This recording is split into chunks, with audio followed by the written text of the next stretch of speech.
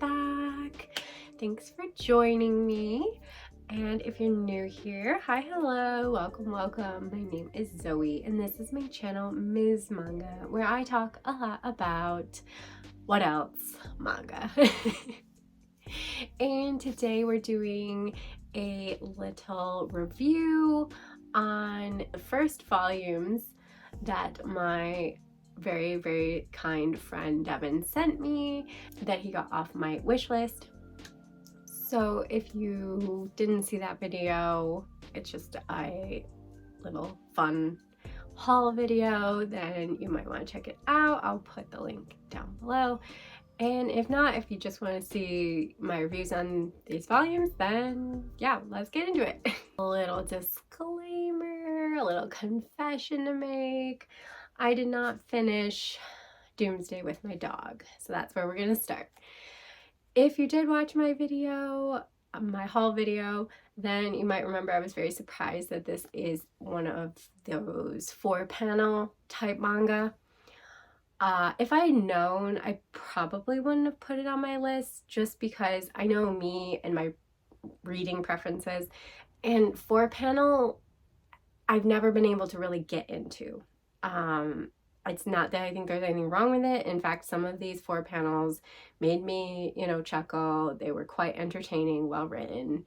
It's just that when I read, I really like to be sucked into a story, and the 4-panel structure just takes me out of that.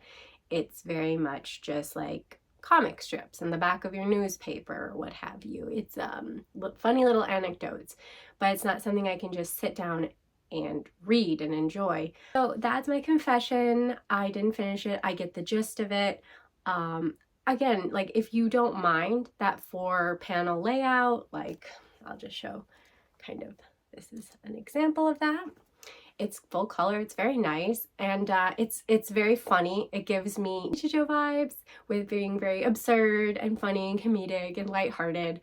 And then also kind of Arakawa Under the Bridge, with that, again, the lighthearted, comedic, kind of absurd take, because yeah, the dog talks and there's aliens. It's very much out there. It's, I guess I didn't notice the back cover with like the giant ape and the kappa, and yeah, it's not your typical just like girl wanders around with a dog story. It's definitely like an absurd, funny, out there story. And yeah, I mean, it was entertaining. It's just that I can't fall into it. I can't just read it. It's just not my type of manga that I like. So, but I still, it still don't think it's bad by any means. And then it also very much reminds me of Azumanga Daioh. I think I said that right. But I'll put it up here. And that is also 4-panel strips. It's like the daily lives of high school girls. And I tried so hard a couple times to read through it. Again, funny. Like, sometimes it would make me like actually laugh out loud funny. Not saying like this isn't entertaining, but once I was done with a strip, it's like, oh, now I read other strip, and it's just, it takes me out. It takes me out, and I just don't, it's not my cup of tea, but it might be yours. Okay, we got that out of the way. Moving on, all the rest I read, start to finish, read them all. We'll just start with the one that I ended up reading first and go in order of what I read. And the first volume I read was I'm Quitting Heroing. So this was the kind of reverse isekai vibes, although I think it's just a fantasy world. There's some sort of possible reincarnated or other life type talk in it, but it's not very clear yet, so I can't say for sure. Either way, isekai in a fantasy world, it's your typical hero versus the demon king, except for the hero vanquished the demon king, who is this pretty girl, and then kind of was treated like a monster by people, and like, because he single-handedly did it. He's got kind of a bad personality, which I found amusing. I enjoyed him. His, the main protagonist was fun to me. I like a flawed kind of, he's a little bit conceited, he's pretty strong, so he thinks he can do anything by himself, and he's getting a bit humbled in the demon realm now that he has quit heroing and wants to join the demon army. We didn't see much interactions between him and the Demon King because she's like flat out like, no, I'm not hiring you, get the heck out. And he kind of goes behind her back to try and prove himself. And yeah, so they don't have much interactions, which I think if there are more interactions between them in the future, you know, volumes, that would be that would improve it for me, because I just wanted more of them. I felt like their dynamic could be really fun, and his dynamic with her generals was pretty much enjoyable for the most part. The one was kind of annoying, but you know, otherwise seems like interesting dynamics there. So it's got like, you know, the building blocks for a good series, and yeah, so I enjoyed it. It was easy read. Next up, we are reading The Girl I Like Forgot Her Glasses, which I was really excited for because I like some glasses wearing representation. You know, girls, boys, but especially girls, can be cute when they wear glasses. There is such a stigma. I mean, I think it's lessened a bit since I've grown up, but a lot of media from when I was growing up and a lot of just the vibe was, you wear glasses, it makes you uglier. And I think that's just, it's effed up. Like, sorry, no. There was definitely a stigma, and a big reason I didn't want to wear my glasses is, you know, I didn't want to be the ugly girl. And also I have really, really, really bad eyesight, which brings me to how I felt about this book. She forgets her glasses, and that, like, honestly should have clued me in to the fact that I couldn't relate to this book. I wouldn't be able to relate to this book, but I'm so stupid. I didn't think that the title through. I have such bad eyesight. Forgetting my glasses could never happen. I mean, I would not be able to make it outside. Like, she makes it from her house to school. Yes, they do make a point of saying she lives very close to the school, like right around the corner. No, I wouldn't have made it. If I had to cross one street, I wouldn't have made it. Like, no. So again, I could not relate to the glasses antics, because how do you forget your glasses or lose your glasses? Or I mean, it's just such an integral, necessary thing for me that I can't relate. Like, my cousin, she wears glasses, and she literally, we were driving one day and she was like, oh, I should have worn my glasses or contacts, I kind of forgot. And I was just like, I am in the car with you, woman. But then I remember some people don't have as bad of eyesight as me, and they can do normal things without glasses. It's just that the glasses helps their vision. Still felt very nervous driving with her. But my point being, I don't understand that life. I don't want to tell you how bad it is. People with -4 or less will say how bad their vision is. Definitely not -4. So it's just not something I could relate to. And that being said, it was cute. He, you know, likes the girl, and she gets up close because she can't see him very well, and she relies on him, and it's super sweet. But unfortunately, because I'm an idiot who didn't realize how unrelatable this concept would be to me, and just thought, oh, glasses girl, that's cute, I like it. Yeah, just not for me. But seriously, it was still really sweet and enjoyable. I just kept critiquing everything about and yelling at the main character, like, well, how could you forget your glasses? How could you lose them? How could you, like, be more responsible? Oh yeah, that's right, you don't have quite as bad eyesight, so it doesn't matter to you as much. It's literally life or death for me. Could not survive without corrective lenses of some sort. So yeah, otherwise, very cute story. Sorry to go on that tangent. Next up, we had my first kind of surprise, really enjoyable reading experience, and that was actually Go Go Loser Ranger. I did not expect to really enjoy this book, and for the first half, I'd say my expectations were met. I was kind of like, it was rather dialogue heavy, the world building, kind of a slow start, getting into the nitty gritty of the plot and our characters and their different motivations and stuff. And then once we got into that, I was quite enjoying it. I found it just a really good level of funny and smart and kind of some little twists, a little bit of just it was good writing that I like didn't see some things coming and I was surprised. I feel like they might undo some things that were done in the end of this volume, just based off of cover art I've seen. So I'm not gonna 100% say that decisions that I thought were really interesting are long lasting. I don't know yet. But the point being, by the end of this volume, thought it was really enjoyable and different. And I liked how the like villain punching bag army has like this kind of dissenter.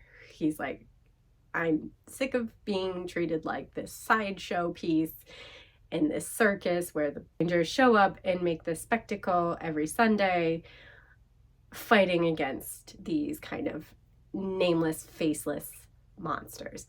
And he's tired of it, he's sick of it, and he decides to disguise himself as a human and try and blend in the human world and maybe do some damage to the Rangers at the same time, behind the scenes. He doesn't really have a clear-cut goal or ambition, but he just kind of knows he's done with it. You know, he's done with this charade. And so I thought that was interesting. And then the people he meets along the way seem to be interesting, compelling characters who both are kind of not really in line with and support the Rangers necessarily, but they have different ideas of how they want to proceed with kind of going up against them. And yeah, the dynamic between the Rangers and these anti-Ranger characters was good and compelling. And I was kind of surprised from the creator of Quintessential Quintuplets that the story was more engaging. Not to say like it's a good fluffy series. It's just, you know, a rather simple story, and this seems to be more complex and interesting and layered, and yeah, so I did really enjoy it. All right, and next we have Wolf and Parchment. So this was the spin-off or the series that takes place after Spice and Wolf. So if you've read Spice and Wolf, there's a fox god woman named Holo. I'm not explaining this well. And she meets a merchant named Lawrence. They have a journey together. And that leads us to this book where Holo and Lawrence's daughter ends up starting a adventure with her, who she refers to as brother the whole time, but he is not actually Holo and Lawrence's son. He is a kid that they kind of took in along their journey. But yeah, he is going off. He has this mission he wants to fulfill, and he wants to become a priest. And so he's left Holo and Lawrence and is going on his quest. And it just so happens that Mayuri, their daughter, hides and ends up tagging along with him. So off the bat, the premise for me wasn't as strong as Spice and Wolf. I was immediately drawn into the world of Spice and Wolf, and this isn't to say this one was bad by any means. I did thoroughly enjoy it, and I thought both characters were really good, really solid. Cole, who wants to be the priest, his desire to translate the book of worship, essentially the Bible or Torah or what have you of this world, so that the common people can read it, which I think is a noble cause. And this because the Pope, I do believe he's the Pope, but we'll just say like the highest person in this world's church, is trying to tax people more and raise the tithes. I think it's tithes. I'm probably wrong. Anyway, I don't have a strong religious background. Let's just put that out there. And so he wants to raise the tithes on people and essentially is withholding religious services to people, like marriages and funeral rites and just like things that the church should give its people. It's just very messed up. So I do commend him for this journey. It's just that the emphasis on organized religion is just not my cup of tea. You know, all power to you if you have a organized religion that you believe in and it makes you happy. It's great. I respect it. It's just not for me. So like series that have that, I kind of always just have one foot out the door. But, you know, it again, he is the kind of good person I like to see when it comes to religion and fighting for his religion to be more accessible and be against the people that, you know, don't want that and are kind of hypocrites, which I hate seeing in organized religion and is why it's just, I have issues with it, but it's okay.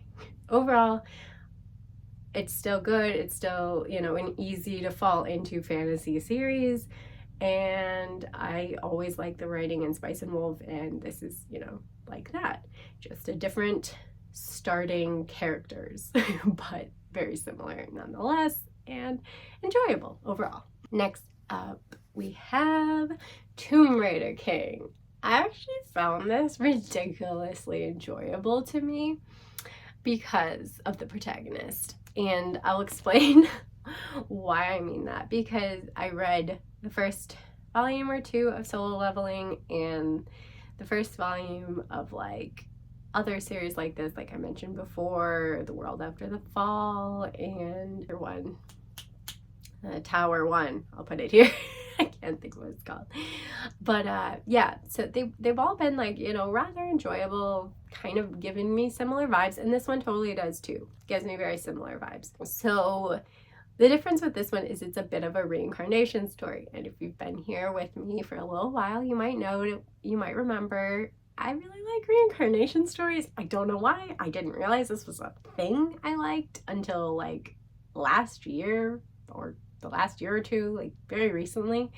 But yeah, I really like a do-over series, a reincarnated series, whether that's like reincarnated into a different world or like just reincarnated into the past. And that's what we're dealing with here, is he has a very mortal wound, a wound that would kill most people, and then he wakes up 12 years in the past due to the power of these relics. So now he's kind of seemingly entered into a bigger kind of quest, kind of game. It's very much gives me Soul Leveling vibes when it has the screens come up and stuff and tell his stats or tell his, you know, different things. And the concept is very similar, and he is trying to now collect all these relics before the quote-unquote power-hungry rich people that took over essentially from gaining the powers of these relics before can get their hands on them this time around. So he's trying to beat the clock, collect as many relics as he can, so he can be kind of the head honcho. You know, one of the haves instead of the have-nots this time around. And yeah, I just find him very interesting. And again, this is my problem, is like, I really don't know what kind of characters I like. I just know it when I see it. And he is a morally gray character. He is kind of unlikable in certain things he does. Spoilers, but there's an incident and he straight up chooses to let that person die. He's just not a good person, we'll say. But that being said, I still really liked him. I found him to be like kind of a fun, interesting, smart, resourceful character that I could just get behind. I could root for, even though he, like, you know, the guy had a comment. I mean, what can I say? It's fiction, and I was here for it. I didn't feel bad for the guys. And yeah, I think overall I would definitely check out the second volume. I don't know, over all of those ones that I mentioned, I found this one to be one of the more enjoyable ones for me. So, you know, I think it's just going to depend on your taste and your preferences and kind of what you read and you get into first. Because if you like solo leveling and you want more of that, but maybe just with this different tone, then you might want to check it out. But if you've like read solo leveling and you're like, this is just like a repeat, then like don't check it out. Because yeah, it gives me a lot of the similar like world building setup vibes, but like again, very different tonally, I would say. And that has a lot to do with this main character. But I liked it. I was here for it. I'm rooting for our main protagonist. Last up, I saved Delicious in Dungeon for the end. And I felt about how I kind of thought I'd feel about it. And that is, it's kind of, I don't want to say formulaic, but it's definitely a lot of world building and setup. And we're kind of repeating the same sequences. The culminating thing that happens is that they encounter a dragon, his party, and they are overmatched for the dragon. They retreat, but one person, his sister, is still presumably with the dragon. Inside the dragon, if you will. Apparently they can still resurrect her though, but they have to hurry before she's digested. I don't know, even like the concept to me is weird, and how like he reacts about it is weird, and I had no emotional feelings when she, you know, got eaten because I didn't even know who she was. But anyway, the point being, they re-enter the dungeon, but they're hungry, but they have no money, so they re-enter the dungeon with a plan.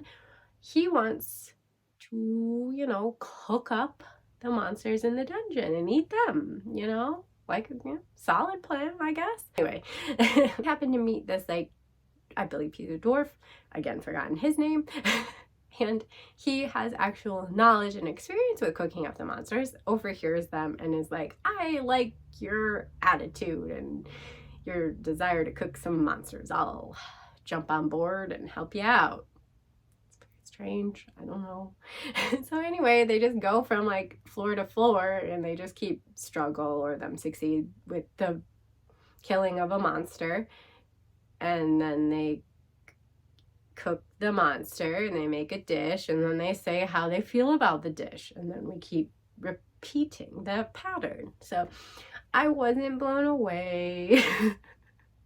I'm sorry, Devin. It wasn't. It does say it gets like more into their backstories, more into like some things that, you know, might be less formulaic is the essence. You know, obviously didn't want to give anything away or tell me like, oh, it picks up at this point or something. Like, be very like specific, because you can't ensure that everyone's gonna like the manga or the books or stories or whatever that you like.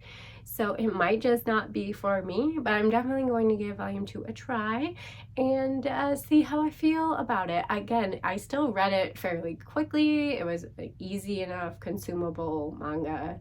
I did like the other guy. His name was like Chill Chump or something, I don't know, but like I liked him. He's like very light, and he can pick locks and sense traps, and he's nimble, and he's kind of sharp tongue, and I don't know, he was my favorite character so far. If you like slice of life, more just marinating. I used a cooking term, I'm so I took way too much pleasure in that. But if you like just a story that is just marinating with the characters and just more of that kind of fantasy introspective series, then I definitely would pick it up. It's well written. It's interesting. It's an interesting concept. Definitely a different take on a fantasy series. So yeah. Probably the only 2 series I'm not going to continue with are Doomsday With My Dog and The Girl I Like Forgot Her Glasses. Just that, The Girl I Like Forgot Her Glasses is purely personal. I just can't relate. I find it just irritating that she keeps forgetting her glasses and she keeps losing them. How irresponsible. So, you know, again, just personal. And then with Doomsday With My Dog, very funny, very cute, very interesting concept-wise. Just the 4-panel structure is not usually, and it really wasn't in this case either, the type of story that I can get into. I will continue to kind of work on it and keep trying to read little chunks of it. I'm not like saying I'm not gonna read the first volume, and I might change my mind, but at this point in time, it's how I feel. Those two I probably won't continue. I feel bad when like they were given to me as presents. But again, this is why I put them on my wish list, because they were series I wasn't sure about. I didn't know if I would like them or not. And then through this, I got to see 2 of them were no-go, but that still leaves me with 5 new series I found that I'm definitely excited to check out volume 2 for and read more about. And yeah, so I hope you enjoyed my review of them, and of course if you could like this video, if you did like this video, and hit the little thumbs up, that would be awesome. Always appreciated. And of course if you haven't yet, please do subscribe. It would mean so much to me. I really appreciated these birthday presents, and it was super fun reading all these first volumes of series that I was really interested in. So yeah, until next time.